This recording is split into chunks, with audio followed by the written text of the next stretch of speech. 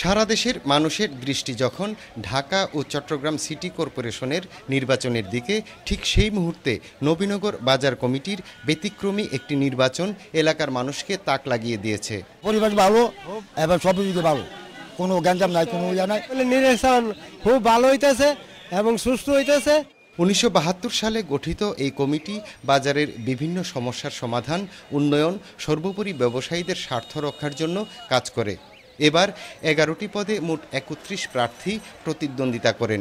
নির্বাচন পরিচালনা committee mic ব্যবহারের অনুমতিও দেননি, ফলে স্বস্তিতে ছিলেন এলাকার মানুষ। বিশৃঙ্খলা এড়াতে নির্বাচনের দিন 31 প্রার্থীকেই কেন্দ্রের বারান্দায় সারিবদ্ধভাবে বসিয়ে রাখা হয়। কেন্দ্রের ভেতরেও কোনো এজেন্ট রাখা হয়নি। নিরপেক্ষ হইতেছে, কারোর কোনো অভিযোগ নাই, কিচ্ছু নাই, সব ঠিকভাবে চলতেছে। কারো কোনো অভিযোগ ছাড়াই এই নির্বাচন অনুষ্ঠিত হচ্ছে, এটাই নবীনগরের ঐতিহ্য আমি মনে করি। বাংলাদেশে তো সুন্দর স্বচ্ছ নির্বাচন হয়েছে কিনা আমার সন্দেহ আছে। নবীনগর ইছামতি পাইলট বালিকা বিদ্যালয়ে শনিবার সকাল 9টা থেকে বিকেল 4টা পর্যন্ত ভোট গ্রহণ চলে। স্থানীয় সাংসদ, উপজেলা চেয়ারম্যান এবং পৌরসভার মেয়রকেও লাইনে দাঁড়িয়ে ভোট দিতে দেখা গেছে।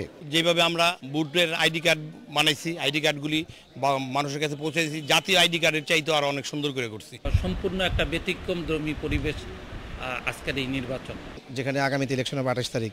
সেই নির্বাচনগুলো ইচ্ছে করলে আমাদের নবীনগরের ছোট্ট ইলেকশনটাকে অনুকরণ করতে পারে। অতীত আমাদের জাতীয় সংসদ নির্বাচন, আমাদের উপজেলা নির্বাচন, মেয়র নির্বাচন, সকল নির্বাচনে আমাদের জনগণের স্বতঃস্ফূর্ত অংশগ্রহণ ছিল এবং সবাই ওই মতবাদেই বিশ্বাস করে যে দল যার যার, দেশ সবার এবং নবীনগর সকলের।